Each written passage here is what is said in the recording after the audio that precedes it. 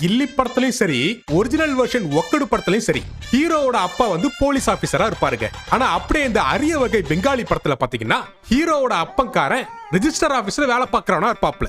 Register ஆபீஸ்னு உன காமிக்கிறாடுங்க, வெறிச்சோடி கிடக்கு. ஏண்டா நான் கூட எங்க ஊர் கவர்மெண்ட் ஆபீஸ்ல தான் வேலை பார்க்க மாட்டாங்கன்னு நினைச்சேன். உங்க ஊர் கவர்மெண்ட் ஆபீஸ்ல எவனும் வேலைக்கே வர மாட்டா போலயே. எவனையுமே காணோம். ஒரு பிக்கியும் காணா. ஒரு காதல் ஜோடி ஒண்ணுக்கு திருமணம் பண்ணி வைக்க சொல்லி ஒரு ரவுடி பைய வந்து நம்ம ஹீரோவோட அப்பாவை மிரட்டிட்டு இருக்கான். ஆனா எதுக்கும் அசராத நம்ம ஹீரோட அப்பன் போலீஸ்ட பிடிச்சு கொடுத்துறான். இதனால ஒரு பொண்ணோட வாழ்க்கையை சேவ் பண்ணிடுறாரு நம்ம ஹீரோவோடைய அப்பன்.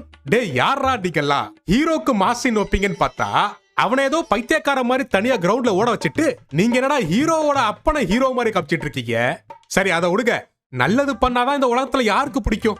திடீர்னு அடுத்த ஷாட்லயே பாத்தீங்கன்னா போலீஸ் புடிச்சிட்டு போன ரவுடி ஹீரோவுடைய தங்கச்சியை புடிச்சிட்டு போயிடுறான். அவனுங்க ஊரு காவல்துறையும் தன்னுடைய கடமையை கரெக்டா செஞ்சிருக்கான்.